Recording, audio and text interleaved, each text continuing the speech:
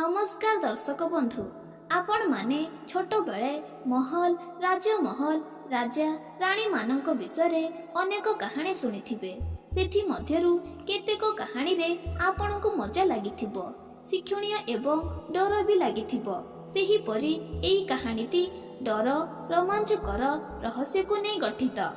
यह कौनसी प्रकार अंधविश्वास की कुसंस्कार को प्रहसन दिए नहीं। जदि आपणक मनरे टिके आघात आसीथिबो तेबे मते क्षमा करिदेबे। चलंतु कहानीटी को आरंभ करिबा। सूर्य नई आसे, चासी भाई घर को आसे, भगिनी तार अपेक्षा रे थाए। स्वामी तार दिन सारा खटी आसुथिबो, ता पाई जाति जातिका खाइबा बाढ़ी दबो। दुहे मिसी सेही मधुर रात्रि को उपभोग करिबे। सेही नगरर चासी माने क्षतरे धान नुहे बरं चाष करती सुना। पैसा उपरे विश्वास करेनी से नगर केवल भाईचारा उपरे करे। सारा विश्व रे ताहा स्वर्ण नगर रूपे परिचित। बहु दूर दूरांतरु जल परी छुटी आसंती पर्यटक। केही बा बा न कही रही पारंतिनी सेही नगर को। सते जेमिति से पालटी जाइथाए भूस्वर्ग। सेही नगरी हेउची कदम्बगढ़। प्रजा जेमिति राजा भी सेमिति। राजकीय वंशरे केही भीरु नथिले। लुंठनकारी केबे आखि उठी देखु नथिले। सेते बेले राजा थांती चंद्रशेखर पति, तांकर छोटी पत्नी, सेथि मध्यरु तांकर प्रिय षष्ठ महाराणी। प्रथम पांचटी महाराणी को पिलापिली हेउ नथिले, किंतु षष्ठ पत्नीकर आसीबा मात्रे तांको कळ पूरी उठिला। सेथि पाई राजा तांको बेस पसंद। एथि प्रति तांकर पंच राणी माने खूब जळंती। हेले कहिबार भला काहार साहस अछि। भूस्वर्ग को भगवान सते जेमिति गोटे परी को उपहार देले राजा को। देश विदेशरु अनेक राजकुमार माने आसंती भ्रमण बहाना रे राजकुमार को देखिबा पाई। राजकुमारी चाली हस सबुथिरे नियारा। थरे देखिले आखि लागी जिवो। हेले राजकुमारी विवाह करिबार इच्छा नहेबा जोगु काहार साहस हुएनी विवाह प्रस्ताव आनिबा पाई। नगर सारा केवल तांकरी चर्चा।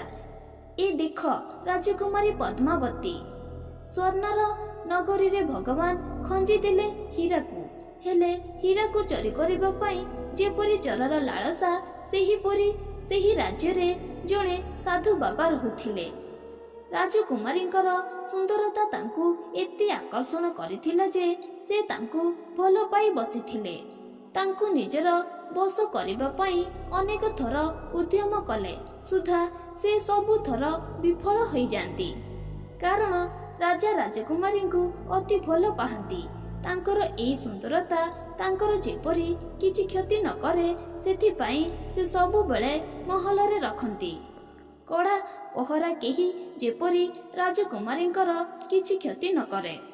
हेले तांको मन केमिति बाहर को बुलिबी अनेक थर खसी जिबाकू उद्यम करिबा सत्वे से विफल। दिनकर घटना। प्रति वर्ष नगर रे एक समस्ते हस खुशी रे मेलन उत्सव देखंती। राजा राणी एवं राजकुमारी भी आसंती। सबु वर्ष परी ए वर्ष भी राजा राणी एवं राजकुमारी मेलन देखी आसी थांती। मेलन रे राजकुमारी पद्मावती को एक अलंकार बहुत पसंद आसिला। से ताकू क्रय करबा को चाहिए। सेही स्थान रे से साधु जनक छद्म बेसरे ठिया होई थांती। से राजकुमारी को से अलंकार किणुथिबा देखी सेथिरे कला जादू करिदेला। अलंकारटी किणी राजकुमारी मेलन देखी निज महल को फेरी आसिले। कौन राजकुमारी को से साधु जनक निजर बसरे करिदेबे? पद्मावती अलंकार को नहीं निजर प्रासाद को गले। एही अलंकार उपरे कला जादू हेइछि बोली से जानि नथिले, किंतु तांको पाखरे तांकर जणे विश्वस्त सखी ए सबु देखिथिले। राजकुमारी प्रासाद भितर को गला परे से सबु विषय रे राजकुमारी को अवगत कला। ସବୁ ଘଟଣାକୁ ଶୁଣି ରାଜକୁମାରୀ ସଙ୍ଗେ ସଙ୍ଗେ ନିଜ ଗଳାରୁ ହାରଟି କାଢି ମହଲ ବାହାରକୁ ଫୋପାଡ଼ି ଦେଲେ। ରାଜକୁମାରୀ ସବୁ କଥା ଯାଇ ରାଜାଙ୍କୁ କହିଲେ। ରାଜା ତୁରନ୍ତ ନିଜର ସିପାହୀ ମାନଙ୍କୁ ନିର୍ଦ୍ଦେଶ ଦେଲେ ଯେ ତୁରନ୍ତ ଯାଇ ସେ ତାନ୍ତ୍ରିକ ଜଣକୁ ମୋ ସମ୍ମୁଖରେ ହାଜର କର। ସିପାହୀ ମାନେ ସେ ତାନ୍ତ୍ରିକ ଜଣକ ପାଖକୁ ଗଲେ, କିନ୍ତୁ ତାନ୍ତ୍ରିକ ଜଣକ ନିଜ ଦିବ୍ୟ ଶକ୍ତି ବଳରେ ଏସବୁ ବିଷୟରେ ପୂର୍ବରୁ ଅବଗତ ହୋଇ ସାରିଥାଏ। ସିପାହୀ ମାନେ ସେଠି ପହଞ୍ଚିବା ପରେ ଦୁହିଁଙ୍କ ମଧ୍ୟରେ ଯୁଦ୍ଧ ହେଲା, କିନ୍ତୁ ତାଙ୍କ ପାଖରେ ଅଲୌକିକ ଶକ୍ତି ଥିବାରୁ ସେ ସବୁ ଥର ସେମାନଙ୍କୁ ହରାଇ ଦେଉଥିଲା। ଦଳ ଦଳ ସେନା ଯାଉଥିଲେ, ପୁଣି ଦଳ ଦଳ ସେନା ପରାଜିତ ହୋଇ ଫେରି ଆସୁଥିଲେ। ସେ ତାନ୍ତ୍ରିକର ଶକ୍ତି ବିଷୟରେ ଜାଣି ସ୍ୱୟଂ ରାଜା ଚନ୍ଦ୍ରଶେଖର ପତି ଯୁଦ୍ଧ ପାଇଁ ବାହାରିଲେ, କିନ୍ତୁ ଦୁଃଖର ବିଷୟ ସେ ବି ପରାଜିତ ହୋଇ ଫେରି ଆସିଲେ। ରାତ୍ରିର ପ୍ରହର, ରାଜା ବ୍ୟସ୍ତ ବିବ୍ରତ ହୋଇ ଏପଟ ସେପଟ ବୁଲୁଥାନ୍ତି। ସେତିକି ବେଳେ ଭିତରକୁ ପ୍ରବେଶ କରିଛନ୍ତି ତାଙ୍କର ସେନାପତି। ସେନାପତି, କଦମ୍ବଗଡ଼ ଅଧିପତିଙ୍କର ଜୟ ହେଉ। ଆପଣ ମତେ ଡାକିଥିଲେ ମଣିମା? ରାଜା, ହଁ ସେନାପତି ମହାଶୟ, ମୋର ତୁମ ସହ କିଛି କଥା ଅଛି। ସେନାପତି, ବିନା ଦ୍ୱିଧାରେ ନିଜର ଅଭିଳାଷ ପ୍ରକାଶ କରନ୍ତୁ ମଣିମା। ରାଜା, ସେନାପତି ମହାଶୟ, ତୁମ୍ଭେ ଆଜିକାର ଘଟଣା ବିଷୟରେ ଭଲ ଭାବରେ ଅବଗତ ଅଛ। ସେନାପତି, ହଁ ମଣିମା, ମୁଁ ସବୁ ଜାଣିଛି। ରାଜା, ଆମ୍ଭ ରାଜକୁମାରୀଙ୍କ ସାଙ୍ଗରେ ଦୁର୍ବ୍ୟବହାର କରି ସେ ଦୁଷ୍ଟ ବଞ୍ଚି ଯାଇଛି। ମୁଁ ତାକୁ କେବେ ବି ଛାଡ଼ିବିନି। ଆମର ଶହ ଶହ ସିପାହୀ ମାନଙ୍କୁ ସେ ପରାଜିତ କରିଦେଲା। ତାକୁ ଯେମିତି ବି ହେଉ କଳେ ବଳେ କୌଶଳେ ମୃତ୍ୟୁ ଦେବାକୁ ପଡ଼ିବ। ସେନାପତି, ମୁଁ ଆପଣଙ୍କ ସମ୍ମୁଖରେ ଛାର ପକଟିଏ ଆଜ୍ଞା। ଛୋଟ ମୁହଁ ବଡ଼ କଥା କହୁଛି। ଯେଉଁଠି ଆପଣଙ୍କ ଭଳି ବୀର ପରାଜିତ ହେଲେ ଆଉ କିଏ ଅଛି ଯେ ତା ସହ ଯୁଦ୍ଧ କରିବ? ରାଜା, ନା ସେନାପତି, ଅଛନ୍ତି। କାଇଁ ଆମ ରାଜ୍ୟରେ କଣ ବୀରମାନଙ୍କ ମରୁଡ଼ି ହେଇଛି? କେହି କଣ ଜଣେ ବି ଆଗେଇ ଆସିବେନି? ସେନାପତି, ନାହାନ୍ତି କାହିଁ ମଣିମା, ଅଛନ୍ତି, କିନ୍ତୁ ଆଜିର ଘଟଣା ପରେ କିଏ ବା ଆଗେଇ ଆସିବ? ଆଜିର ଘଟଣା ପରେ ସମସ୍ତେ ଯେପରି ଭୀରୁ ପାଲଟି ଯାଇଛନ୍ତି। ରାଜା, ଆସିବେ ସେନାପତି, ଆସିବେ। ସେନାପତି, ହେଲେ ରାଜନ କେମିତି? ରାଜା, ମୋ ପୁତ୍ରୀ ମୋହ ଟାଣି ଆଣିବ। ଯାଅ ସେନାପତି, ଘୋଷଣା କର ଯେ କେହି ସେ ତାନ୍ତ୍ରିକ ଜଣକୁ ଯୁଦ୍ଧରେ ପରାସ୍ତ କରିବ। ମୋ ପୁତ୍ରୀ ବିବାହ ଯୋଗ୍ୟ ହେଲେ ତାଙ୍କ ସହ ବିବାହ କରିବ। ମୋର ବିଶ୍ୱାସ ମୋ ପୁତ୍ରୀ ମୋ ପ୍ରସ୍ତାବରେ କେବେ ବି ଅରାଜି ହେବନି। ଯାଅ ସେନାପତି, ଘୋଷଣା କର। ସେନାପତି, ଯଥା ଆଜ୍ଞା ମଣିମା। ଏହା କହି ସେନାପତି ନିଜେ ଯାଇ ପ୍ରଜାମାନଙ୍କୁ ଏ ବିଷୟରେ ଅବଗତ କଲେ। ତାର ପରଦିନର ଦୃଶ୍ୟ। ମହଲ ସାରା ଲୋକାରଣ୍ୟ। ସିଂହାସନରେ ବସିଥାନ୍ତି ରାଜା ଚନ୍ଦ୍ରଶେଖର ପତି, ତାଙ୍କ ପାଖରେ ରାଜକୁମାରୀ ପଦ୍ମାବତୀ। ସମସ୍ତେ ଅନେଇ ଥାନ୍ତି କେତେବେଳେ ଆସିବେ ପ୍ରତିଯୋଗୀ। କେତେ ସମୟ ଗଲା ହେଲେ କେହି ଆସିଲେନି। ଏମିତି ଅନେକ ସମୟ ଗଲା ପରେ ରାଜା ଭାବିଲେ ପ୍ରଜାମାନେ ଡରି ଯାଇଛନ୍ତି, ସେଥିପାଇଁ କେହି ବି ଆସିବାକୁ ସାହସ କରୁନାହାନ୍ତି। ସମସ୍ତେ ଉଦାସରେ ବସିଛନ୍ତି। ଶେଷରେ ରାଜା କହିବାକୁ ଗଲାବେଳେ ଦୂତ ଆସି ସମ୍ବାଦ ଦେଲା ଯେ ଜଣେ ପ୍ରତିଯୋଗୀ ଆସିଛନ୍ତି। ମରୁଭୂମିରେ ପାଣିର ସନ୍ଧାନ ମିଳିଗଲା ପରେ ରାଜାଙ୍କ ମନରେ ଖୁସି ମିଳିଗଲା। ରାଜା ନିର୍ଦ୍ଦେଶ ଦେଲେ ତାଙ୍କୁ ଭିତରକୁ ଡାକ। ହେଲେ ଖୁସି ଟିକକ ମାତ୍ର କିଛି କ୍ଷଣ ପାଇଁ ଥିଲା। ଯେଉଁ ପ୍ରତିଯୋଗୀ ଆସିଥିଲେ ସେ ଦେଖିବାକୁ ଭିକାରୀ ପରି, ଯେମିତି କୋଉ ଦିନଠାରୁ ଅନ୍ନ ଜଳ ସ୍ପର୍ଶ କରିନାହାନ୍ତି। ଦେହରେ ବଳ ନାହିଁ। ଇଏ କଣ ଯୁଦ୍ଧ କରିବ ତାନ୍ତ୍ରିକ ସହ? ତାନ୍ତ୍ରିକ ତ ଦେଖିକି ପରିହାସ କରିବ। ଏହା ଦେଖି ରାଜା ଭୀଷଣ ରାଗିଗଲେ। ରାଜା, ଦୁଷ୍ଟ ପାପୀ, ମୋ ସହ ପରିହାସ କରୁଛ? ପ୍ରତିଯୋଗୀ ନା ମଣିମା? ନା, ମୁଁ କେବଳ ଆପଣଙ୍କ ଘୋଷଣା ଶୁଣି ଭାଗ ନେବାକୁ ଆସିଛି। ରାଜା, ମୂର୍ଖ, ଯେଉଁଠାରେ ଆମର ଶହ ଶହ ବୀର ବଳବାନ ପରାଜିତ ହେଲେ, ଯେଉଁଠି ସ୍ୱୟଂ ମୁଁ ପରାଜିତ ହେଲି, ସେଠି ତୁମେ କ୍ଷୀଣ ଶରୀର କଣ କରିବ? ପ୍ରତିଯୋଗୀ, କ୍ଷମା ମଣିମା, କ୍ଷମା। ଏ ଅଧମ କେବଳ ସତ୍ୟ ହିଁ ପ୍ରକାଶ କରିଛି। ରାଜା, ତୁମର ଶରୀରରେ ଶକ୍ତି ନାହିଁ, ତମେ କେମିତି ସେ ତାନ୍ତ୍ରିକର ସାମ୍ନା କରିବ? ପ୍ରତିଯୋଗୀ, ମଣିମା, ବଳ ଆଗରେ ବୁଦ୍ଧି ଅଛି, ବଳ ବୁଦ୍ଧି ଆଗରେ କମ୍। ରାଜା, ଠିକ୍ ଅଛି, ତେବେ ତୁମେ ତୁମର କର୍ତ୍ତବ୍ୟ ପାଳନ କର ଏବଂ ମୁଁ ନିଜ କର୍ତ୍ତବ୍ୟ ପାଳନ କରିବି। ରାଜମହଲର ନିଜ କକ୍ଷରେ ବ୍ୟସ୍ତ ବିବ୍ରତ ହେଇ ପଦଚାଳନା କରୁଛନ୍ତି ମହାରାଜ। ଉକ୍ତ ସମୟରେ ଭିତରକୁ ପ୍ରବେଶ କରିଛନ୍ତି ସେନାପତି ମହାଶୟ। ସେନାପତି, କଦମ ଗଡ଼ାଧିପତିଙ୍କର ଜୟ ହେଉ। ରାଜା, ନିଜର ଅଭିଳାଷ ପ୍ରକାଶ କର। ସେନାପତି, ମହାରାଜ, ଆପଣ ଭାରି ଚିନ୍ତିତ ଲାଗୁଛନ୍ତି। ରାଜା, ହଁ, ଚିନ୍ତା ତ ଅଛି। ସେନାପତି, ତେବେ ଏ ଅଧମ ଆପଣଙ୍କ ଚିନ୍ତାକୁ ନିଜ ମୁଣ୍ଡ ଉପରକୁ ନେବାକୁ ଚାହେଁ।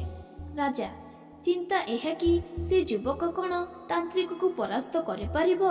ସେନାପତି, ଯୁବକ ଜଣକ କଥାରୁ ଲାଗୁଥିଲା ଯେମିତି ସେ ଅତ୍ୟନ୍ତ ବୁଦ୍ଧିମାନ।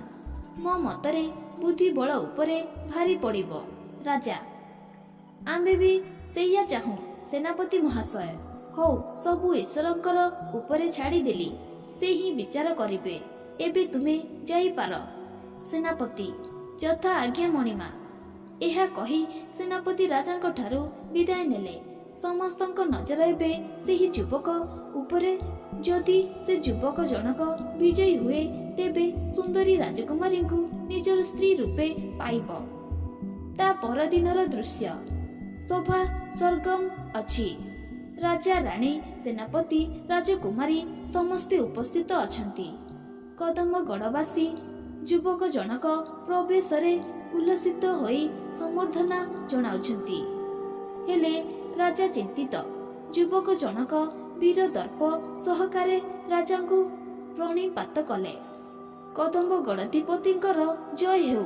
ମହାରାଜ, ଆପଣଙ୍କ ଚିନ୍ତାର କାରଣ ବିଷୟରେ ମୁଁ ଜାଣିଛି। ଆପଣଙ୍କର ଏବେ ଯାଏ ମୋ ଉପରେ ବିଶ୍ୱାସ ନାହିଁ, କିନ୍ତୁ ମହାରାଜ, ବୁଦ୍ଧି ଆଗରେ ବଳ କେବେ ବି ଜିତେନି। ମୋ ଉପରେ ଭରସା ରଖନ୍ତୁ। ମହାରାଜ ଟିକେ ଆଶ୍ୱସ୍ତ ହେଇ କହିଲେ, ଠିକ୍ ଅଛି, ତୁମେ ତୁମର କାର୍ଯ୍ୟରେ ଲାଗିଯାଅ। ତୁମ ଉପରେ ମୋର ଯଥେଷ୍ଟ ଭରସା ଅଛି। ମୋତେ ଯିବାର ଅନୁମତି ଦିଅନ୍ତୁ ମହାରାଜ। ଏହା କହି ଯୁବକ ଜଣକ ବିଦାୟ ନେଇ ଅଗ୍ରସର ହେଲା ସେ ତାନ୍ତ୍ରିକର ଆଶ୍ରମ ଆଡ଼କୁ। ଯୁବକ ଜଣକ ଚାଲି ଚାଲି କିଛି ସମୟ ମଧ୍ୟରେ ଆଶ୍ରମରେ ପହଞ୍ଚିଗଲେ। ଆଶ୍ରମ ଭିତରେ ତାନ୍ତ୍ରିକ ଜଣକ ବସି ତପସ୍ୟା କରୁଛନ୍ତି। ଯୁବକ ଜଣକ ବୀର ଦର୍ପ ସହକାରେ କହିଲେ, ହେ ତପସ୍ୱୀ, ଏ ଅଧର୍ମର ପ୍ରଣିପାତ ସ୍ୱୀକାର କରନ୍ତୁ। ତାନ୍ତ୍ରିକ ଜଣକ ନିଜ ନୟନ ଖୋଲି ଦେଖିଲେ ଜଣେ ଯୁବକ ତାଙ୍କ ସମ୍ମୁଖରେ ଛିଡ଼ା ହୋଇଛି। କୁହ ବାଳକ, ତୁମର ଏଠାକୁ ଆସିବାର ଅଭିଳାଷ କ'ଣ? ଗୁରୁଦେବ, ଆପଣ ତ ମହାଜ୍ଞାନୀ। ଆପଣଙ୍କ ପାଖରୁ କେହି ନିରାଶ ହୋଇ ଫେରନ୍ତିନି। ସେଥିପାଇଁ ମୁଁ ଆପଣଙ୍କ ପାଖକୁ ସାହାଯ୍ୟ ଭିକ୍ଷା ପାଇଁ ଆସିଛି। ବିନା ଦ୍ୱିଧାରେ ନିଜର ଅଭିଳାଷ ପ୍ରକାଶ କର। ଗୁରୁଦେବ, ମୋତେ ମୋ ଘରୁ ତଡ଼ି ଦିଆଯାଇଛି। ମୁଁ ଆଶ୍ରୟ ପାଇଁ ଆପଣଙ୍କ ପାଖକୁ ଆସିଛି। ବହୁତ ଆଶା ନେଇ ଆସିଛି ଆପଣଙ୍କ ପାଖକୁ। ଦୟାକରି ମୋତେ ନିରାଶ କରିବେନି।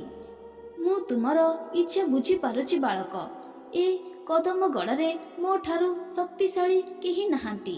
ଠିକ୍ ଅଛି, ତୁମେ ସବୁଦିନ ମୋ ପାଇଁ ଜଙ୍ଗଲରୁ କିଛି ଫଳମୂଳ ଭୋଜନ ପାଇଁ ଆଣିବ। ଏହା ସହ ଆଶ୍ରମ ସଫେଇ ଦାୟିତ୍ୱ ବି ତୁମର। କୁହ, ତୁମେ ମୋ ସର୍ତ୍ତରେ ରାଜି? ହଁ ଗୁରୁଦେବ, ଏହା ଦ୍ୱାରା ମୁଁ ଆପଣଙ୍କ ପାଖରେ ରହିଲେ ଆଉ ମୋତେ ଋଣୀ ଋଣୀ ଲାଗିବନି। ଆପଣଙ୍କୁ ବହୁତ ବହୁତ ଧନ୍ୟବାଦ। ତେବେ ଯାଅ, ତୁମ୍ଭ କାମରେ ଲାଗିଯାଅ। ଯଥା ଆଜ୍ଞା ଗୁରୁଦେବ। ଏମିତି ଭାବରେ କିଛି ଦିନ ଚାଲିଲା। ଯୁବକ ଜଣକ ସବୁଦିନ ଜଙ୍ଗଲକୁ ଯାଇ ତାନ୍ତ୍ରିକ ପାଇଁ ଗଛରୁ ଫଳମୂଳ ଆଣୁଥିଲା। ଏମିତି କିଛି ଦିନ ଚାଲିଲା, କିନ୍ତୁ ଦିନେ ତାନ୍ତ୍ରିକ ଜଣକ ବାହାରୁ ଫେରି ଆଶ୍ରମରେ ପହଞ୍ଚି ଭୋଜନ ପାଇଁ ମାଗିଲେ, କିନ୍ତୁ ଯୁବକ ଜଣକ ଆଜି ଖାଇବା ଆଣିନାହାନ୍ତି ବୋଲି ସଫା ସଫା ମନା କରିଦେଲା। ତାନ୍ତ୍ରିକ ଜଣକ ଭୀଷଣ ରାଗିଯାଇ କହିଲା, ହେ ଦୁଷ୍ଟ, ତୁମ୍ଭକୁ ଆମେ ରହିବାକୁ ସ୍ଥାନ ଦେଲୁ, କିନ୍ତୁ ତୁମେ ଆଜି ମୋ ସହ ଏପରି ଦୁର୍ବ୍ୟବହାର କରୁଛ। ଏହା କଦାପି ସହ୍ୟ ନୁହେଁ। ତୁମକୁ ତୁମର ପାପର ଫଳ ନିଶ୍ଚିତ ମିଳିବ। ଠିକ୍ ଅଛି, ମୁଁ ଯୁଦ୍ଧ କରିବାକୁ ପ୍ରସ୍ତୁତ, କିନ୍ତୁ ମୁଁ ତୁମକୁ ସମୟ ଦେଉଛି ଅହରି ଯିବାକୁ, ଆଉ ଏ ସ୍ଥାନରୁ ସଦାସର୍ବଦା ପାଇଁ ଚାଲିଯିବାକୁ। ସାମାନ୍ୟ ମଣିଷ ପୁଣି ମୋତେ ଧମକ ଦେଉଛୁ? ମୁଁ ତୋ ସହ ଯୁଦ୍ଧ କରିବାକୁ ପ୍ରସ୍ତୁତ, କିନ୍ତୁ କିନ୍ତୁ କିନ୍ତୁ ତୁମ ପାଇଁ ଗୋଟିଏ କାମ ଅଛି। କୁହ, କରିବ? କୁହ, କି କାମ? ଏହାକୁ ମୁଁ ତୁମର ଶେଷ ଇଚ୍ଛା ବୋଲି ଗ୍ରହଣ କରିବି। ତେବେ ଶୁଣ, ତୁମେ ଅଲୌକିକ ଶକ୍ତି ଅଧିକାରୀ, ତେବେ ତୁମେ ମୋର ଆୟୁଷ ଯାଇ ଭଗବାନ ଯମଙ୍କ ଠାରୁ ବୁଝି ଆସ। ଏଥିରେ ବୁଝିବାର କ'ଣ ଅଛି ବାଳକ? ମୁଁ କହୁଛି, ତୁମର ଆୟୁଷ ମାତ୍ର କିଛି କ୍ଷଣ ପାଇଁ। ଏହାକୁ ମୋ ଶେଷ ଇଚ୍ଛା ରୂପେ ଗ୍ରହଣ କର। ଅତ୍ୟନ୍ତ ଦୁଃଖପୂର୍ଣ୍ଣ ଇଚ୍ଛା ତୁମର। ନିଜର ଶେଷ ଇଚ୍ଛାକୁ ବି ବ୍ୟର୍ଥରେ ଯିବାକୁ ଦେଲ। ଠିକ୍ ଅଛି, ମୋର କ'ଣ ଯାଉଛି, ମୁଁ ଯାଉଛି, ବୁଝି ଆସୁଛି। ଏହା କହି ତାନ୍ତ୍ରିକ ଜଣକ ଶୂନ୍ୟ ମାର୍ଗରେ ଉଡ଼ି ଯାଇ ପହଞ୍ଚିଗଲା ଯମଲୋକରେ। ସେଠି ପହଞ୍ଚି ସେ ଯୁବକର ଆୟୁଷ ବିଷୟରେ ପଚାରିଲା। ଚିତ୍ରଗୁପ୍ତ ହସି ହସି ଉତ୍ତର ଦେଲେ, ତାଙ୍କ ଆୟୁଷ ଆହୁରି 70 ବର୍ଷ ଅଛି। ତାନ୍ତ୍ରିକ ମନରେ ଛନକା ପଶିଲା। ସେ ଜାଣିଗଲା ଯେ ତାଠାରୁ ଶକ୍ତିଶାଳୀ ସେ ଯୁବକ। ଯଦି ସେ ତା ସହ ଯୁଦ୍ଧ କରେ, ତେବେ ଏଥିରେ ତାର ମୃତ୍ୟୁ ସୁନିଶ୍ଚିତ। ମୃତ୍ୟୁଠାରୁ ଭଲ ଏ ସ୍ଥାନ ତ୍ୟାଗ କରି ପଳେଇବା। ଶେଷରେ ସେଇଆ ହେଲା। ତାନ୍ତ୍ରିକ ଜଣକ ଆଉ ଆଶ୍ରମକୁ ନ ଯାଇ ଅନ୍ୟ କୌଣସି ସ୍ଥାନକୁ ଗୁପ୍ତରେ ପଳାୟନ କଲା। ଏଥିସହ ଏହା ସାବ୍ୟସ୍ତ ହେଇଗଲା ସେ ବୁଦ୍ଧିଠାରୁ ବଳର ଶକ୍ତି କମ୍। ବୁଦ୍ଧି ଥିଲେ ସବୁ କାମ ସମ୍ଭବ। ରାଜା ନିଜର ସର୍ତ୍ତ ମୁତାବକ ନିଜ ଝିଅର ବିବାହ ବୟସ ହେଲା ମାତ୍ରେ ବିବାହ କରିଦେଲେ। ସେ ତାନ୍ତ୍ରିକ ଜଣକ ଆଉ କେବେ ବି ଫେରିଲାନି। କାହାଣୀଟି ସରିଲା। ଆଶା କରୁଛି ଏହି କାହାଣୀଟି ଆପଣମାନଙ୍କୁ ବହୁତ ଭଲ ଲାଗିଥିବ। ଭଲ ଲାଗିଥିଲେ ଲାଇକ୍, ସବସ୍କ୍ରାଇବ୍ ନିଶ୍ଚୟ କରିବେ। ଓ ଯେଉଁମାନେ ଆମ ଚ୍ୟାନେଲକୁ ଏବେ ଯାଏ ସବସ୍କ୍ରାଇବ୍ କରିନାହାନ୍ତି, ଏବେ ହିଁ ସବସ୍କ୍ରାଇବ୍ କରିଦିଅନ୍ତୁ।